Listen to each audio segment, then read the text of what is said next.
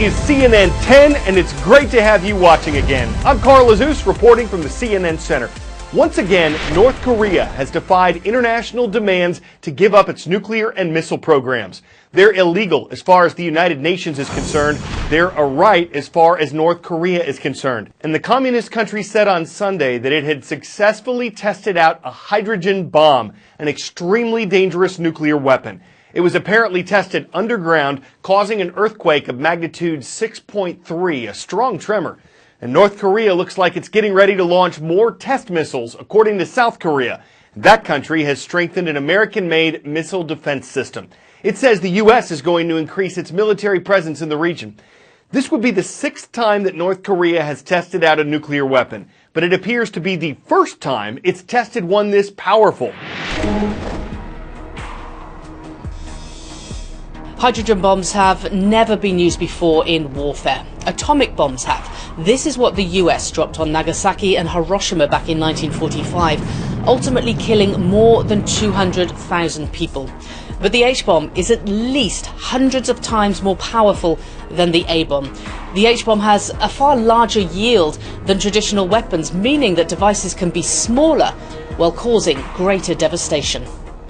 Atomic bombs use a process called fission to split plutonium or uranium into smaller atoms in a chain reaction, releasing massive amounts of energy. Hydrogen bombs use fusion.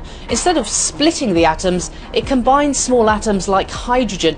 Essentially, it's two bombs in one. North Korea first claimed back in January 2016 it had successfully tested a hydrogen bomb. If it does in fact have this capability today, it has joined a very select club.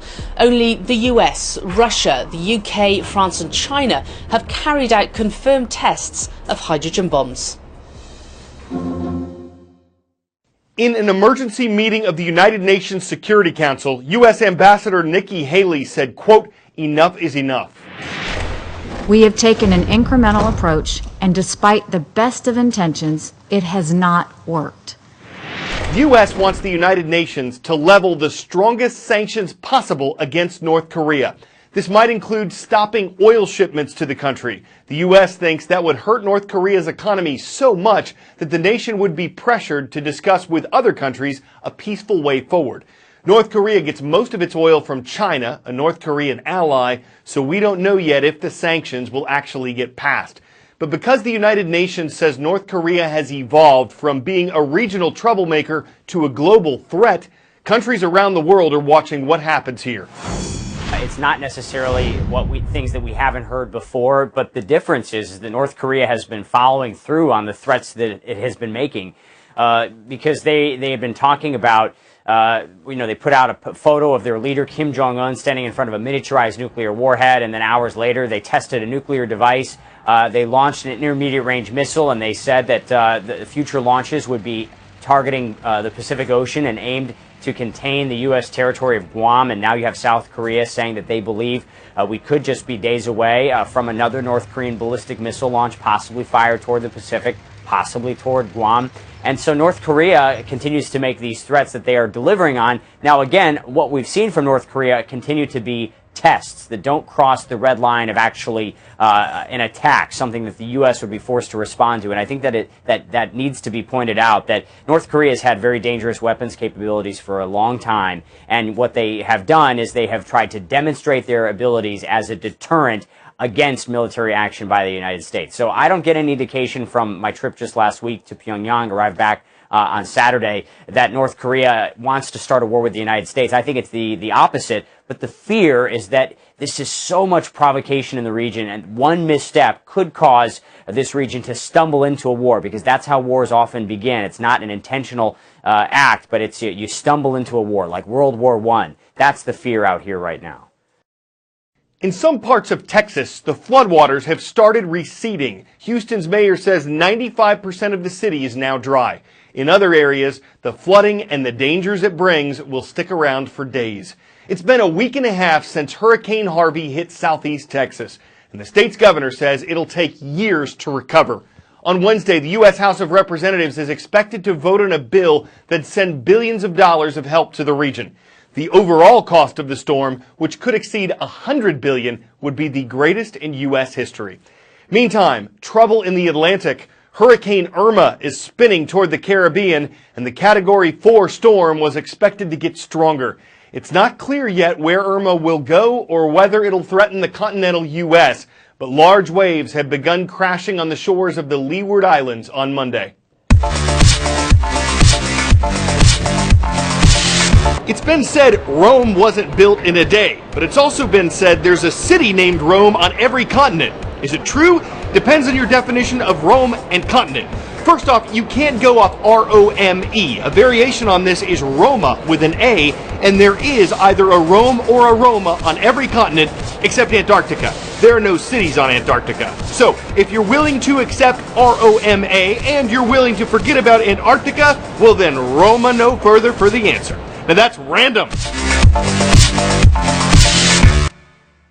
A U.S. Marine who'd served in the Iraq War struggled for years after he got back home in 2005.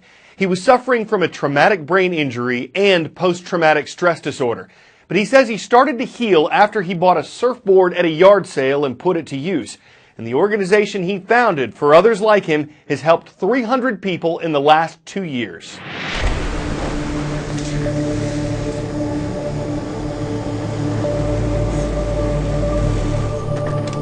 I enlisted in 2003, a few weeks before our invasion of Iraq.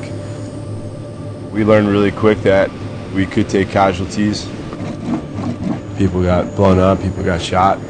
But no matter what happened the day before, you had to wake up the next day and do your job. 2 weeks before I got home, we were engaged with the enemy. And then just to go home and have to turn that off, I came home, felt like I had no control over myself. And I was afraid of myself. I really didn't have any urge to be around any veteran. I pushed myself so far away from it. And then I started surfing. We're going to talk about some technical stuff and teaching how to surf. We're going to arch our back, extend our arms out. You want to try to be center on your board. I started meeting veterans in the water. Let's do it. It's an amazing feeling when you can look at another individual out in the water that you don't know tons about. But you know that person's been through some stuff. There's something about the ocean, you just feel cleansed. Out there it's different because we're also focusing on the present and the future. In my mind, I wanted to come back to what I was. And that never could happen. You come to Warrior Surf, and it gets all the bad stuff, the nightmares, and it just pushes them away. All that you're focused on is just being lifted up on that wave. It's like finding peace. Part of the thing that was so devastating to me was the lack of the brotherhood. And so by being with Warrior Surf, I needed my tribe, and I found it again. I'm trying to learn how to redefine and be okay with looking back. How are we doing? Somewhere along the lines, some of us started quitting.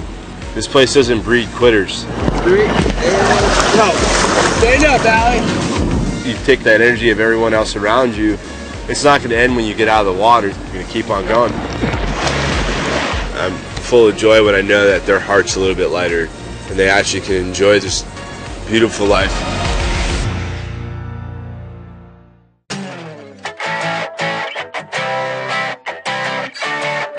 Here's how to pull a perfect 10 out of 10.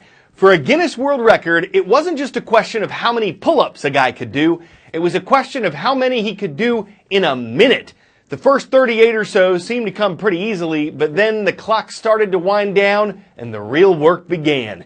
It was the last 13 that made the difference. The previous record was 50 pull-ups in a minute.